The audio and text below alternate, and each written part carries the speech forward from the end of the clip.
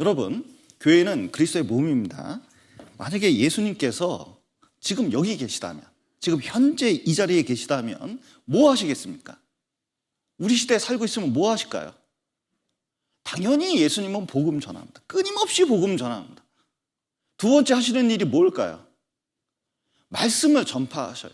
하나님의 뜻과 마음을 우리에게 계속 말씀하십니다. 그리고 교훈하셔요. 성경의 의미를 계속 가르치시는 일을 하실 거예요. 회당에 들어가셔서 계속 그 일을 하셨거든요. 그리고 세 번째 하는 일이 뭘까요? 제자를 양육시킵니다. 그러니까 구원받은 사람을 계속 그리스도의 형상이 닮을 수 있도록 자꾸 양육하는 일을 하시는 거거든요. 제자가 되도록, 그리스도의 제자가 될 수 있도록 만드는 일을 하시는 거예요. 그리스도의 몸이라는 것은, 교회라는 것은 어떤 일을 하는 거냐? 이 시대에 예수님이 계시면 할 수 있는 그 일을 우리가 받아서 하는 겁니다. 그러니까 교회가 하는 일이 뭐겠습니까? 복음을 전파하는 거예요. 여러분, 교회가 복음을 제대로 전파하지 않고 있다, 맨 주의 설교만 하고 있다, 시간만 때우고 있다, 진정한 교회겠습니까? 정말 우리가 이 시대에 해야 되는 것은 할 수만 있으면 이 마지막 시대에 전도 집회를 해야 돼요. 끊임없이 해야 됩니다. 한 사람이라도 더 건져야 돼요. 참여하는 사람은 왜 이렇게 많이 하냐 할 수 있지만, 확실히 개인적으로 하는 거하고 교회에 성경 강연회가 없잖아요. 전도도 잘 안 됩니다. 예수님이 계시면 더 할 거예요. 끊임없이 복음을 전할 겁니다. 교회에서 해야 되는 일은 복음을 전하는 일이에요. 두 번째 중요한 일이 말씀을 전하는 거거든요.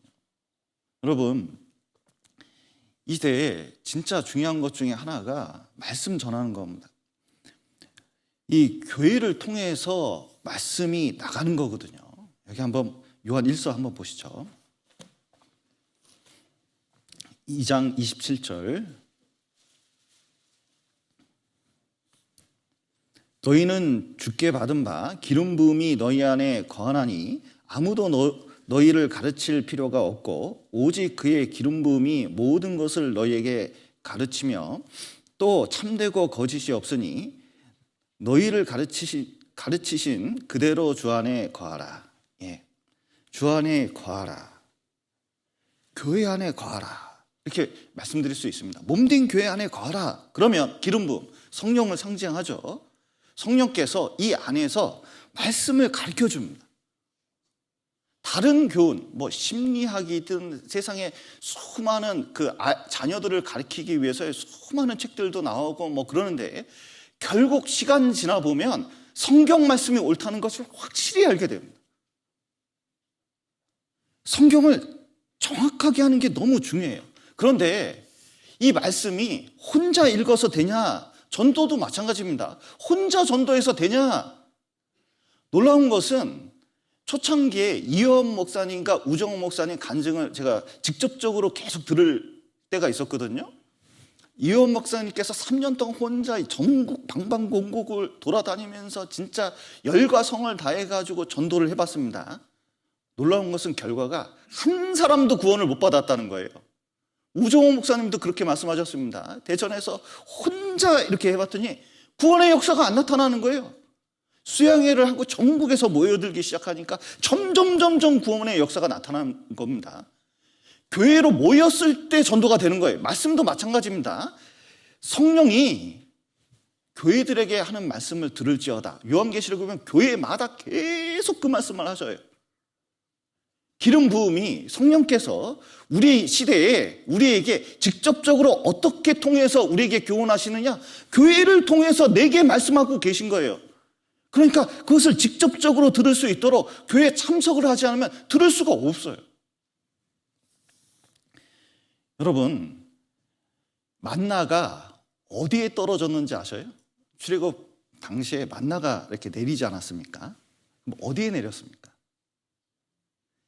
이스라엘 진해에 내렸다는 것을 이해할 필요가 있습니다. 불과 구름 기둥이 성령을 상징하거든요. 밤에 불이 나와가지고 따뜻하게 합니다. 그러면 연기가 쫙 올라가요.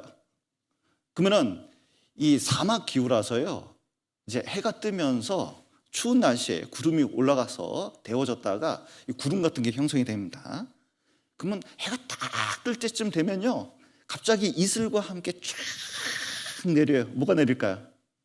만나가 내리는 거예요. 그러면 이스라엘 백성이 아침에 나와가지고 싹싹싹싹싹 걷어들이는 거예요. 그게 무엇을 상징하고 있냐면, 이 말씀이 어디에 떨어지느냐? 어디에 떨어질까요? 이스라엘 진에 떨어지는 겁니다.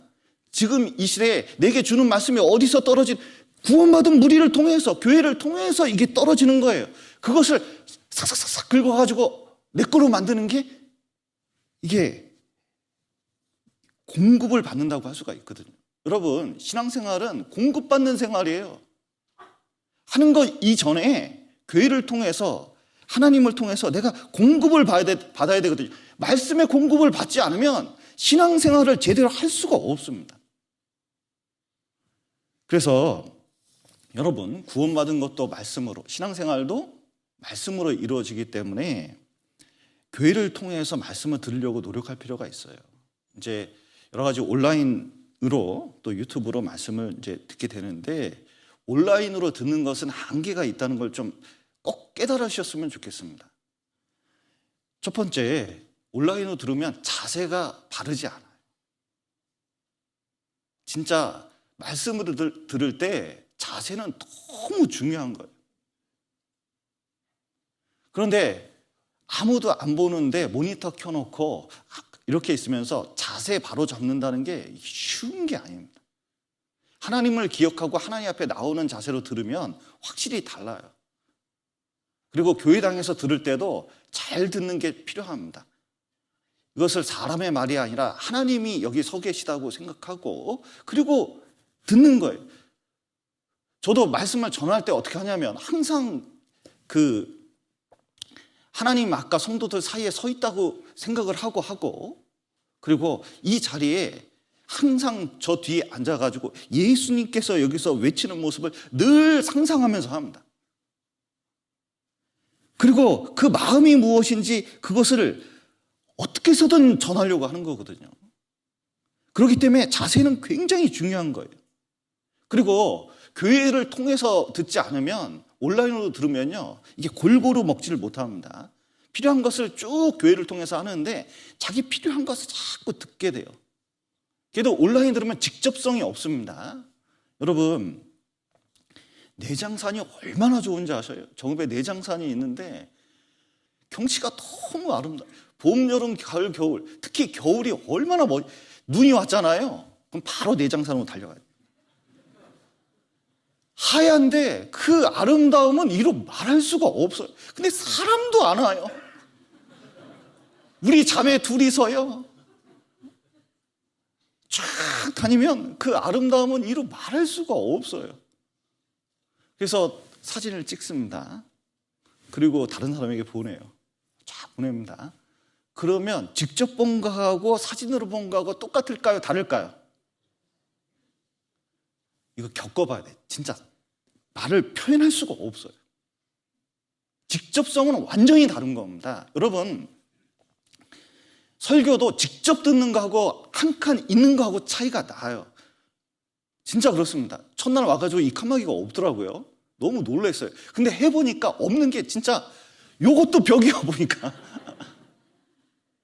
한계가 있어요. 여러분, 직접적으로 듣는 게 중요해요. 왜냐? 하나님께서 모세를 얘기할 때 하나님과 직접 대면한 사람이라고 그랬거든요. 대면이라는 단어가 거기 나오거든요. 그런데 이 대면한 사람을 함부로 다루냐? 왕을 아련한 사람은 존재 자체가 다른 사람입니다. 김정은하고 악수한 사람은 완전히 다른 사람이 되는 거예요, 북한에서는. 여러분, 직접적으로 하나님을 생각하고 직접적으로 그 말씀을 들으면서 직접성을 느끼는 사람은 완전히 천국과 지옥차입니다. 우리가 천국에 가서 하나님을 직접적으로 대면할 겁니다. 얼굴과 얼굴을 대하여 볼 것이요, 이렇게 돼 있잖아요. 직접 보는 게 천국인 거예요. 그런데 지옥은 어떤 것입니까? 한번 보시죠. 데살로니가 후서 1장을 보시죠. 1장 9절입니다. 이런 자들이 주의 얼굴과 그의 힘의 영광을 떠나 영원한 멸망의 형벌을 받으리로다. 고린도 13장에서 보면은 얼굴과 함께 보는 것이 천국이고, 지옥은 어떤 것이에요? 주의 얼굴을 떠나는 게 영원한 멸망, 지옥입니다. 여러분, 신앙생활 속에서 뭐든지 직접적으로 하려고 하는 것이 얼마나 가치 있는 것인지 알 필요가 있어요. 그런데 온라인으로 계속 듣다 보면 이게 개인화되고, 그리고 자기 입맛에 맞는 걸 자꾸 들으려고 그러고, 그리고 나중에 대해서는 교회 생활 자체가, 교회에서 뭘 하려고 그러면요, 자기가 자꾸 충성되지 않는 모습, 불순종하는 모습이 자꾸 나타나게 돼. 꼭 그렇게 해야 되냐? 어떤 목사님은 이렇게 얘기하던데 자꾸 이런 말이 나오게 돼요. 설교를 잘 들으면 그렇게 될 수가 없어요. 하나님 말씀처럼 들으면 그렇게 될 수가 없습니다.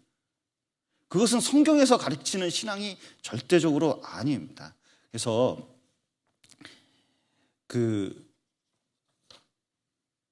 설교를 들을 때 만약에 그런 식으로만 자꾸 정착이 되면, 마치 이제 아이가 딴 지역에서 사는데, 내 아이가 딴 지역에서 살라는데 자꾸 돈만 붙여달라는 거하고 비슷해요. 얘가 지분 올 생각 안 하고 돈만 붙여달라 그러면 뭔가 이렇게 좀 정감이 느껴집니까? 답답함이 느껴집니까? 네, 그런 경험이 없으셔서 잘 모르시죠? 네. 보통 답답한 게 아니에요. 여러분, 직접적으로 나가야 됩니다. 그래서 이런 말씀을 하셔요. 역대하 32장 12절입니다. 예, 이 시대에 부숴야 될 것이 있습니다. 역대하 32장 12절. 이 히스기야가 여호와의 산당들과 단들을 제하여 버리고 유다와 예루살렘에 명하여 이르기를, 너희는 다만 한 단 앞에서 경배하고 그 위에 분향하라 하지 아니하였느냐. 예, 보시면 히스기야가 종교 개혁, 리폼입니다. 진짜 다시 부활시키는, 신앙을 부활시키는 일을 할 때 정말 강조한 게 있어요. 여러분, 노뱀도 부숴버렸습니다. 왜냐하면 노뱀을 은밀히 섬겼거든요. 그러니까 아예 유물로는 그 노뱀이 얼마나, 그러니까 국보 1호 정도 되는 거잖아요. 그걸 부숴버렸습니다. 우상을 철폐했습니다. 많은 걸 다 철폐하는데 제일 안 없어지는 게 뭔지 아세요? 이스라엘에서 제일 안 없어지는 거, 그때 당시 제일 안 없어지는 게 뭐냐면 단이었습니다. 단. 동네마다 단이 있어요. 그 단이 두 가지 용도로 쓰였습니다. 산당, 이 단이 하나 이렇게 있는데요, 여기다가 우상을 섬기는 사람도 있었어요. 그런데 또 비슷한 단, 똑같은 단입니다. 단을 하나 만들어 놓고 여기서 또 하나님 섬기는 사람이 있었어요. 그런데 제일 안 부서지는 게 이 하나님 섬기는 요 단이 잘 안 없어져요. 제일 마지막까지 남아 있었습니다. 근데 히스기야가 싹 다 없애버리는 거예요. 성전, 여기 한 단에서만 하고 다른 데서 경배하지 마라. 그거 신앙 아니다. 이렇게 얘기하는 거예요. 왜냐하면 편리한 거예요. 분명히 하나님께서는 유월절이 있고, 그리고 모든 절기 속에서 예루살렘까지 와가지고 하나님을 경배하라고 하는데, 단이 있으니까 나도 하나님 경배했어. 여기서 편하게 하는 거예요. 가까이서. 그러니까 가면서 생각하고 오면서 생각하는 거거든요. 그리고 거기서 생각을 많이 하고 하나님께 드려지는 마음이 있어요. 그런데 하나님께서는 그것을 귀중히 여기는데 자꾸 편리 위주로 딱 하다 보니까 나중에 뭔가 문제가 생긴 거예요. 그래서 그 철폐하라고 되어 있거든요. 그래서 코로나 속에서 정말 이것을 직접적으로 하나님께 나아가려는 자세는 필요합니다. 그래서 코로나 속에서 어떤 자매님은 그러시더라고요. 진짜 이거 맞으면 생리불순도 생기고, 그리고 진짜 몸도 안 좋고, 그리고 코로나 백신 안정성 때문에 겁도 나는데, 목사님, 내가 신앙 때문에 백신을 맞습니다. 이렇게 말씀하시더라고요. 정말 순교의 정신으로 백신을 맞는구나. 제가 그걸 깨달았어요.